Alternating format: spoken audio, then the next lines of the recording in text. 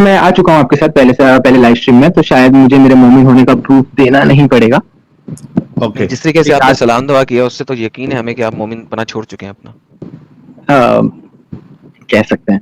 हाँ, आप नहीं मुनाफिक नहीं हैं, नहीं नहीं नहीं नहीं नहीं मुसलमान छोड़ा। हैं, मुनाफिक हैं, लेकिन हमको अगर आपने इस तरीके से इज्जत से बुलाया, भाई कह दिया, प्यार से बात कर ली, तो अल्हम्दुलिल्लाह मैं यकीन से कह सकता हूँ कि या तो आप अदबुल दज्जार और इल्मुल हयाल से काम ले रहे हैं, या आप मुनाफिक मुसलमान हैं। तीसरी कोई बात नहीं।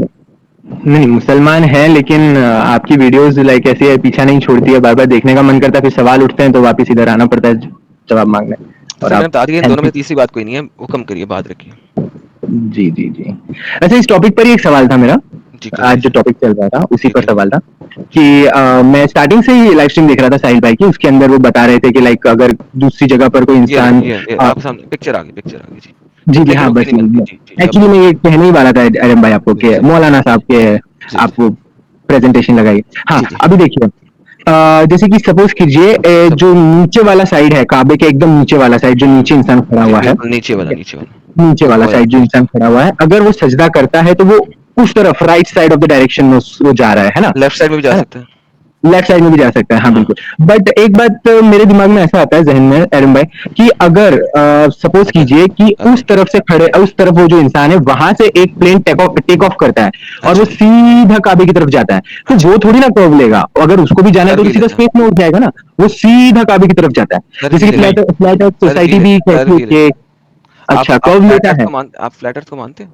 बिल्कुल नहीं, बेकार बात है, वो मैं मानता ही नहीं, वही मैं कह रहा सर था कि सर वो मुझे ये बताइए कहते हैं एक कि सेकंड, मैं बताता जी हूँ। जी सर आपने कभी जी जी। सेंट्रीपिटल और सेंट्रीफ्यूगल फोर्सेस का नाम सुना है? हाँ बिल्कुल सुना है, थोड़ा जो बहुत। जहाज होता है ना, जहाज, उसका एक हम्म एल्टीट्यूड होता है। एल्टीट्यूड किसे कहते हैं? हम्म। किसे कहते हैं एल्टीट्यूड? एल्टीट्यूड नहीं पता। ऊंचाई को। ठीक है। ऊंचाई, ओके, एल्टीट्यूड। जहाज के अंदर जहाज के अंदर कुछ डिवाइसेस होती हैं जो हम्म। जहाज को उसका एल्टीट्यूड बताती हैं। वो कितनी होती है ओके। एल्टीट्यूड? फॉर एग्जांपल वो 35,000 फीट की बुलंदी के ऊपर उड़ रहा जी। है। अब अगर उसकी डिवाइसेस उसे बता रही हैं कि उसे 35,000 फीट के ऊपर उड़ना है, तो वो हमेशा 35,000 फीट के ऊपर उड़ेगा। इसका मतलब है कि वो हम्म। कॉन्स्टेंटली अपना एल्टीट्यूड चेंज कर रहा होता ओके। है ताकि वो हमेशा 35,000 फीट की बुलंदी के ऊपर रह सके। और ये काम करने के लिए उसको हमेशा पुश करना होता है टूवर्ड्स ऊपर, और उसके जो फोर्सेस हैं वो हमेशा उसके जो विंग के कर्व्स हैं वो उसको हम्म। हमेशा ऊपर की तरफ उठाए रखते हैं, जबकि वो हमेशा 35 फीट की बुलंदी के ऊपर ही रहता है, अपने विंग को सीधा करके नहीं चलता। सो ये जो जहाज की आप एग्जांपल दे रहे हैं ना, आपको जी पता जी। होना चाहिए कुछ थोड़े से एरोडायनामिक्स। ठीक है, अगर आपने हम्म। बचपन में कभी अपना जहाज के रोबोटिक्स बनाए हों और रोबोटिक्स पे काम किया हो, तो रिमोट कंट्रोल से जब जहाज के विंग को आप नीचे ऊपर करते हैं, तो उसके बाद हम्म। आपको पता होना चाहिए कि ये किस तरीके से जहाज चल रहा होता है। इसके लिए कोई बहुत रॉकेट साइंस की जरूरत नहीं है, आपसे इंजन कोई नहीं बनवाएगा, लेकिन ये सिंपल एरोडायनामिक्स है। बहुत गलत एग्जाम्पल दी और बहुत बोंगी एग्जाम्पल दी आपने सर। नहीं, अरे एडम भाई आप एकदम से ऐसे प्रूव कर देते हैं, हम तो सर अगर इतना सारा नॉलेज हो तो सबसे पहली बात यहाँ पर ही नहीं है, मदद मांगने आते हैं आपसे कि अगर हम सर गलत आपको रास्ते मदद पर हैं बता तो दी है क्यों सर, है। बता कर दी है। दिया ना आपकी मदद। हाँ वो आपने कर दी, बट अब ठीक है चलो, ठीक तो है। आप गलत मानो ना भाई। हाँ हाँ, एक्सेप्ट मान लिया कीजिए। ना, एग्जैक्टली मैंने माना, इसीलिए तो पूछना आया था मैं, एक नॉलेजेबल पर्सन से मैं पूछने आया था, मैंने माना कि हाँ ये गलत था मेरा एग्जाम्पल। नहीं मालूम थी, अल्लाह और रसूल को नहीं मालूम थी ये चीज फिरोज भाई, तो वो जी खुदा बिल्कुल। कैसे हो सकता है? जी बिल्कुल। तो थैंक यू फिरोज भाई के लिए, गुलाब फेंको यार। फेंको गुलाब फेंको, आपसे हो जाए। बाहर निकल गए फिरोज अच्छा, भाई। एक और गुलाब फेंकने से पहले एक सवाल सिर्फ, उस दिन मैंने पूछने की कोशिश करी थी लेकिन साहिल भाई आपने बोला था कि ऑफ टॉपिक बात नहीं करनी। आज एक सवाल है तो एडम ओके। भाई से। हाँ, तो एडम भाई ऐसा पूछा था मैं कि लाइक बहुत सारी जगह पर आपकी वीडियोस में लाइक प्रूव है कि भाई जो प्रॉफिट मोहम्मद सल्लल्लाहु अलैहि वसल्लम थे वो एक झूठे प्रॉफिट थे, ही सर वाज नाम नॉट द दोबारा लो, राइट। नाम दोबारा लो।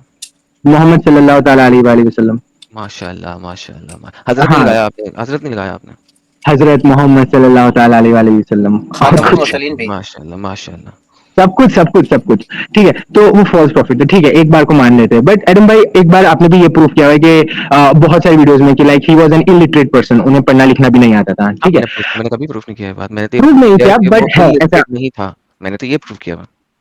अच्छा, बट हदीस में भी कहीं अगर कुछ आप आता है। मैंने हदीसें भी दिखाई हैं, मेरे चैनल पे जाएं, वहां पे एक वीडियो, उसका नाम है उम्मी नबी मोहम्मद। उम्मी के ऊपर सर्च कीजिए, सिर्फ UMMI, उम्मी के ऊपर सिर्फ आप सर्च कीजिए, आपको एक वीडियो नजर आएगी। उसके अंदर मैंने 18 अहादीस, कुरान की आयत और तफसीर सबसे साबित किया है कि उम्मी का मतलब कुरान के अंदर भी इलिटरेट नहीं है, बल्कि कुरान के अंदर है एक ऐसा शख्स जिसने अहले किताब की किताबें नहीं पढ़ी हुई। कुरान की आयत बताती हैं कि हम्म, हम कि मक्का के अंदर कुफ़ार हम्म, हैं, अहलुल हम्म, किताब हैं और उम्मी हैं।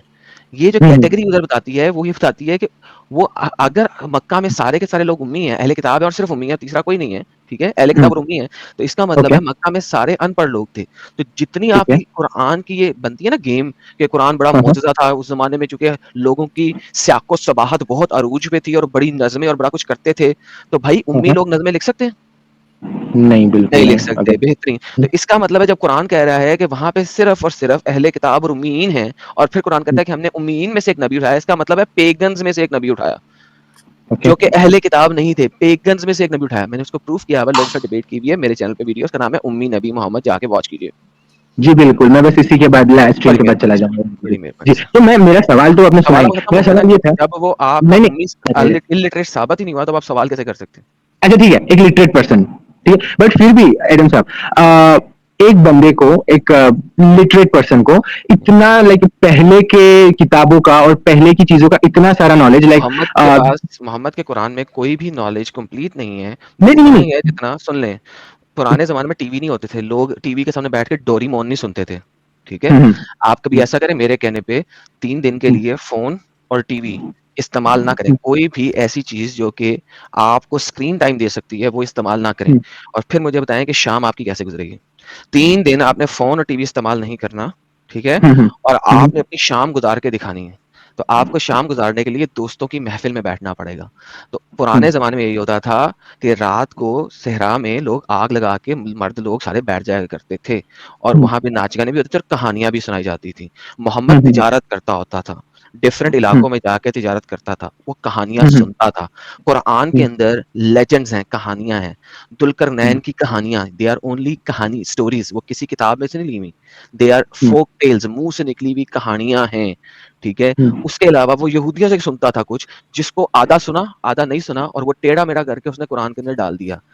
हम्म, कुरान के अंदर कोई एक भी बात किसी भी किताब से एज़ इट इज़ नहीं आई हुई। हर चीज़ कहानी है। फॉर एग्ज़ाम्पल स्पाइडर वाली कहानी, फॉर एग्ज़ाम्पल हम्म, मक्खी वाली कहानी, फॉर एग्ज़ाम्पल औरत के अंदर बच्चा कैसे पैदा होता है। ये उसे कहाँ से हम्म, पता लगा? ये भी उस ज़माने में लोगों में मशहूर आम था कि बच्चे की ये स्टेजेज़ होती हैं, क्योंकि गेलन ने बता दिया हुआ था फर्स्ट सेंचुरी के अंदर, ग्रीक मेडिकल साइंसदान ने ही उसके एग्ज़ैक्ट वो चीज़ें उसने लिखी हैं कुरान के अंदर, जो हम्म, एग्ज़ैक्टली आपको वर्ड ऑफ माउथ से उस ज़माने में पता लग सकती थी। कुरान के अंदर हम्म, एक भी चीज़ ऐसी नहीं है, जो उस वक़्त से पहले लोगों को इल्म ना हो। हम्म, जी आप जी, मेरे कहने के ऊपर 3 अगर आप बड़े छोटे हैं शायद, अगर आप अपने अपने वालिद साहब से भी पूछिएगा, हाँ, तो जब वारिस साहब वो का 6 मंथ्स पहले डेथ हो गई है। आई एम सो सॉरी, अपने ताया अबू से या चाचा अबू हैं कोई आपके? जी जी जी, चाचा है।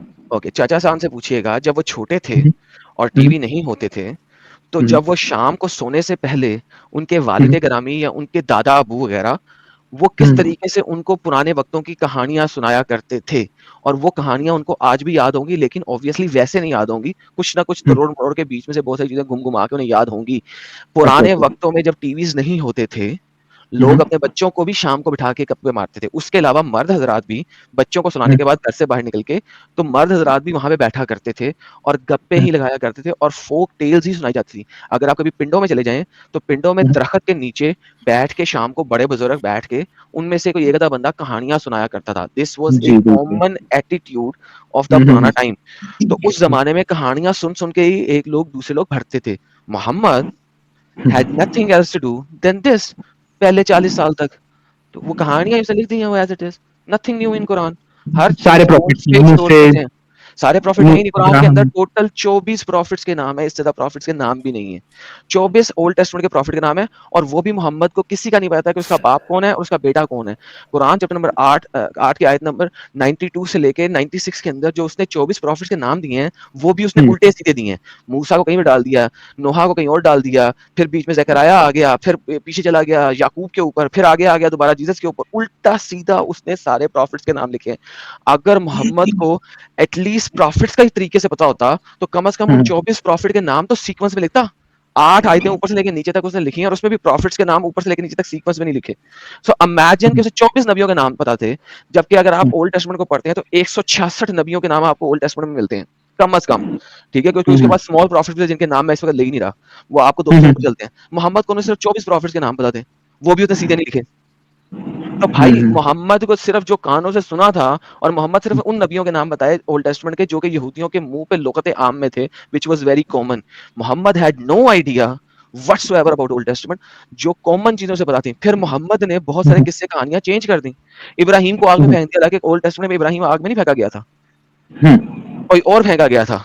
सो all of these things Mohammed ने उल्टा सीधा करके लिखा हुआ है। उसने सुना कुछ और, कहा कुछ और, याद कुछ और रहा, बता कुछ और दिया। This is how Islam is, not a single thing in Islam जो कि एक दूसरे के साथ रिकंसाइल हो सके। ओके